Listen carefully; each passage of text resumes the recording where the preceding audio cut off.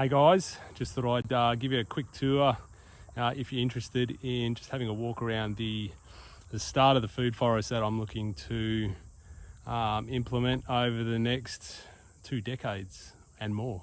So yeah, just wanted to show you my thoughts, and maybe if you had any feedback or any ideas, that'd be helpful. Maybe some things that have worked where you are.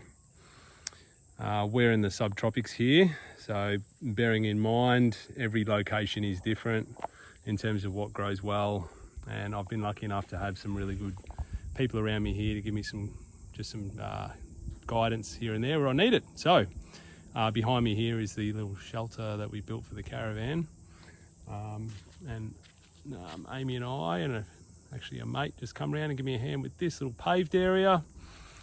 And that just overlooks the dam over there, so that's really nice. Got my old tractor in the background there, and I've just got to put the starter motor in after this video. So hopefully we can get her going again. All right, so I'll spin you around. Can we do that? Hang on a minute.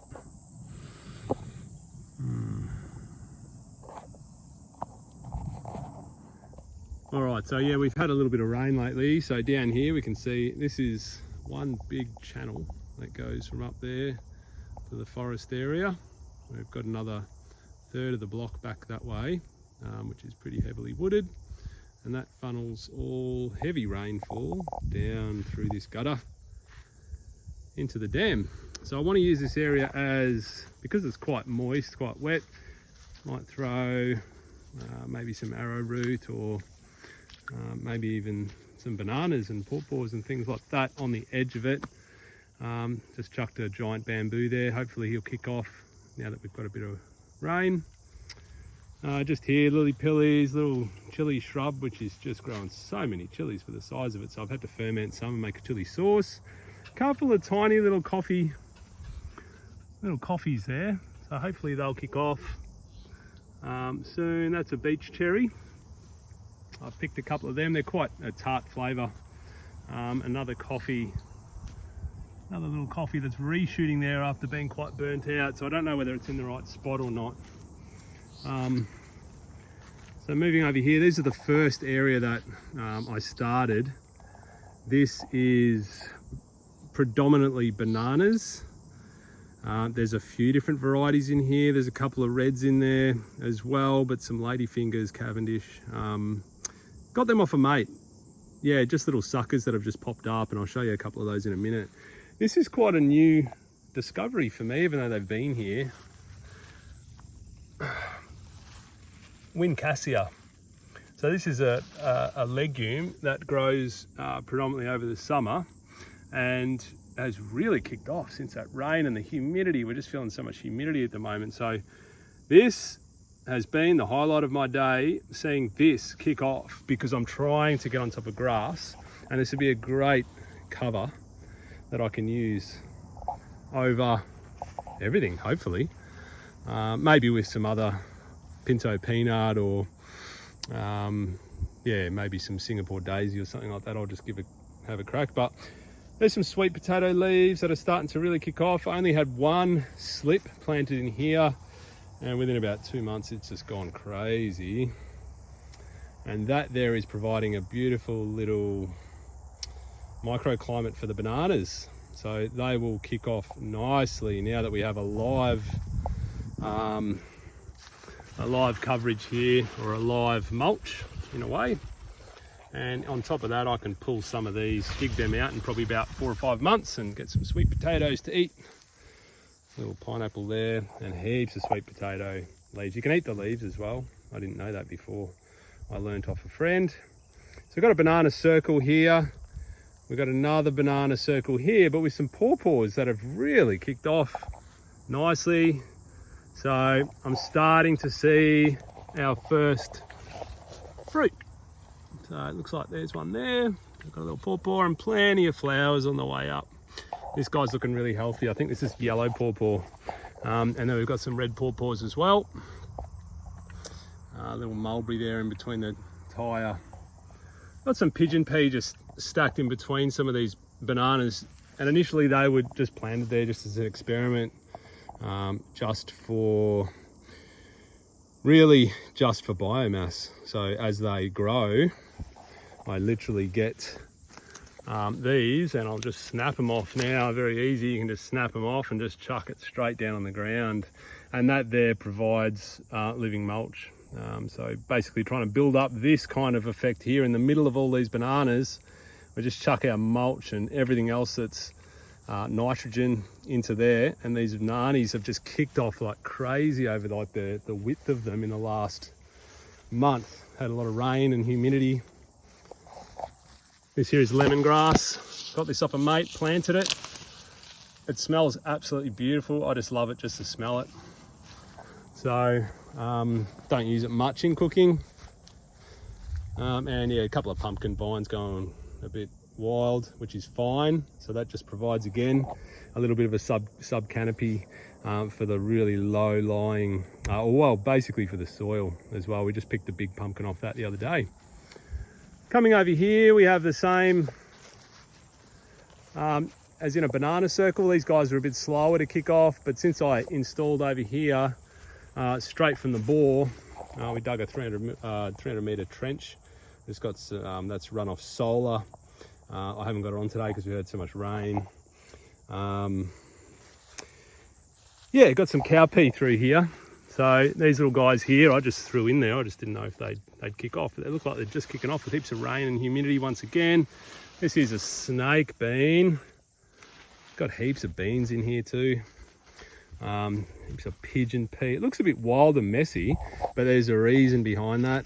I'm actually looking to really fix nitrogen into the soil here to really give these fruit and any other trees around here a great start. Got some turmeric planted over there. Got a passion fruit vine. This is Brazilian spinach, and the chookies love this. You can chuck this. It's so hardy, this stuff. It's awesome. It's all right to eat. You can eat it like fresh, straight out of the ground.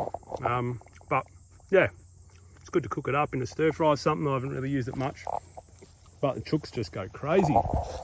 Built that the other day.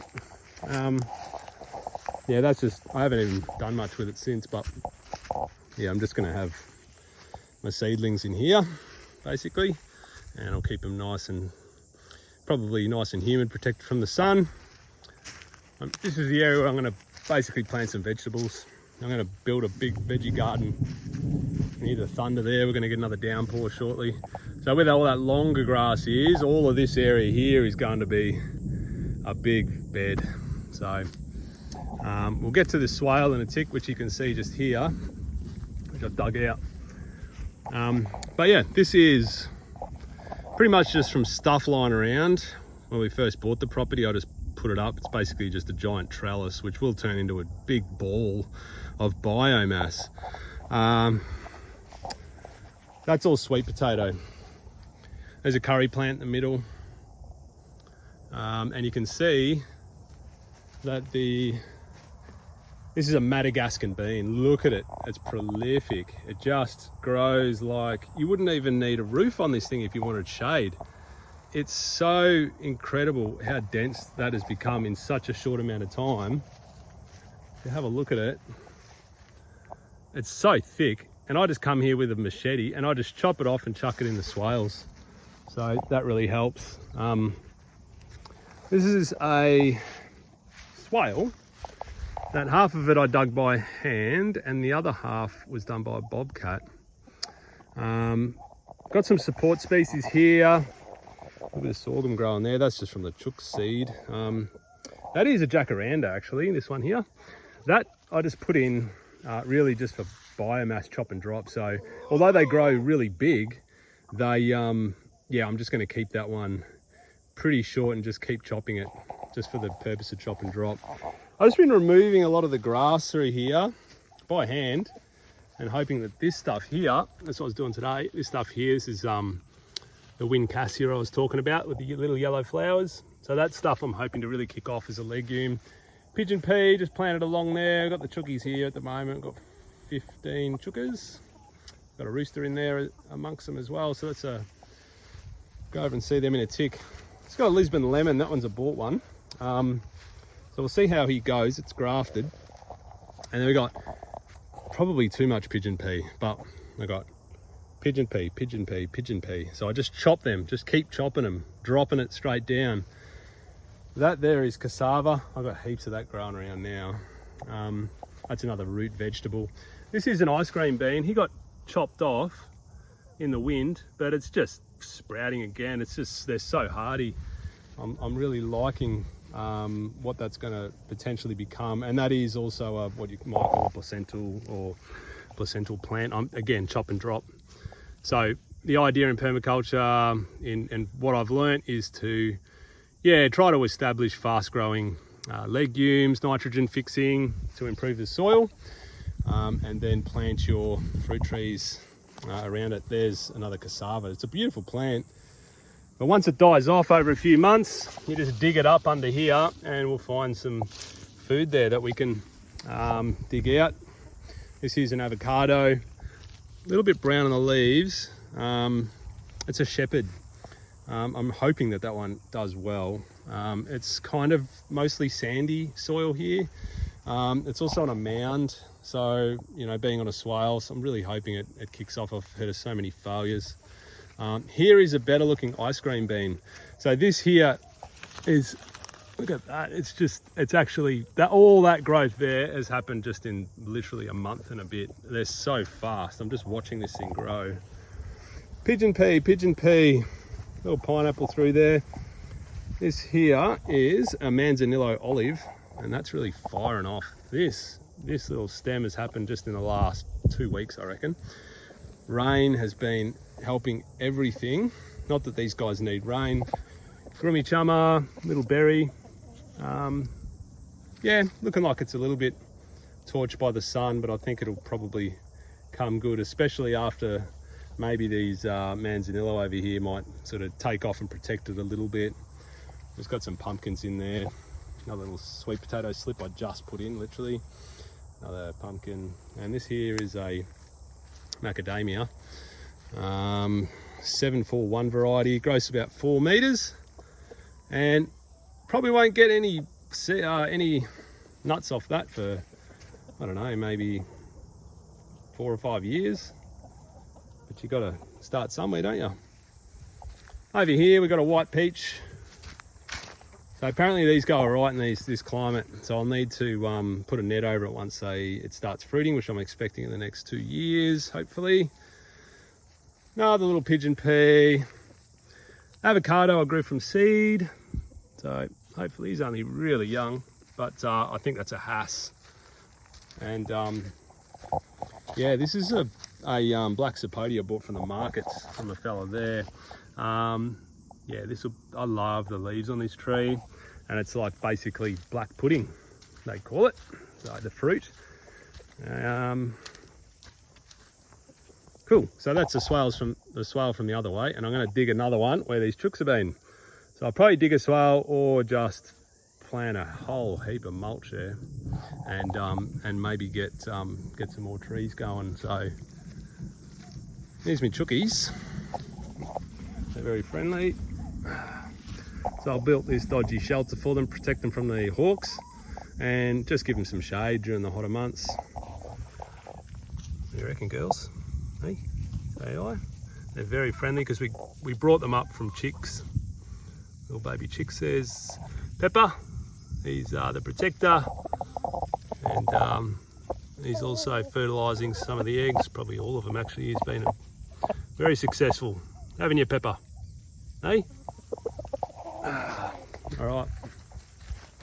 So yeah, this is pretty much a setup of the chooks. It's a mobile galvanised chicken tractor. The girls knock things over all the time. Basically in here, if you do it properly, it's snake proof. They perch up the back there. These are the laying boxes that I made. Pretty simple, just out of ply. There's a girl in there at the moment. How you going? So yeah. So that's the chicken area. I move them around probably maybe every month. I'll give them some new pasture. And as you can see, we've got plenty of it around. So, but I'm just focusing on the areas I want to plant some trees. So they poo and get into the soil, and they get rid of the grubs. They get rid of all of the grasshoppers. They dig up the grass roots, and they just are amazing. Oh, these guys are, or girls, are such a blessing. So they've helped me to get off to a flying start. Another little swale here. This is the original one. It was more an experiment. Just got a cassia there. I think it's a beautiful yellow cassia. It's supposed to get quite big. Look at these cassava. So that's just providing a nice shade and canopy. But again, I'll just get the machete and chop them off, drop it to the ground. Same with the pigeon pea out there in the back. Another cassava.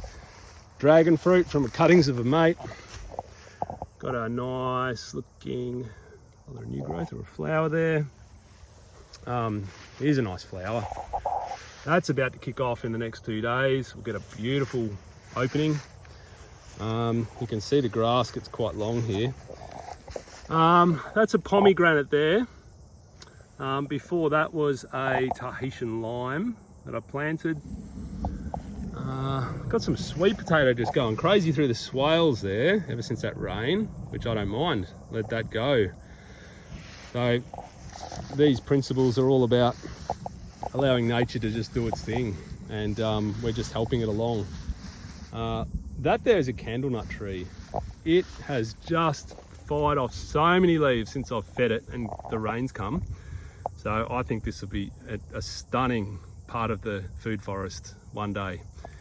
Maybe in about 10 years, this will be towering above us, 10 meters plus. And we might get some candle nuts off it, which is similar to macadamias. I think that's a little grommy chummer as well. Cassava, more Brazilian spinach, Malabar chestnut. So this guy's firing up as well. It's kicking off, so pretty much that's the stage one of the food forest. So it's got nothing at the moment. I'm not putting any attention into growing annual vegetables. I'm just looking at establishing perennials and food for the future, so we can actually eat without having to worry a whole heap about going to the store. And we're getting so many eggs a day. We're probably getting a carton of eggs a day at the moment, so that really helps with my protein and fat intake, which I eat a lot of, and not a lot of carbohydrates. So big part of my diet comes from those girls over there. But really, oh yeah, the only other thing, we got some mangoes over there, but pretty stock standard.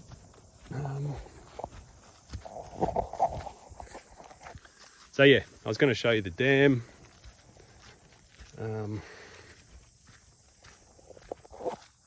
Yeah, so that's the dam. It's a little bit dirty at the moment because we've had a whole heap of rain, but it's full. That's basically full. I don't really think there's any benefit of having it any more full, because it just ends up leaking out through here and sort of flooding that outflow. So at the moment, man, everything's kind of dense and moist, and underfoot it feels soft. So yeah, just thought I'd give you a quick tour, and who knows, in about maybe 4 or 5 years I'll do another one and we'll see how it looks. Thanks guys, have a wonderful day.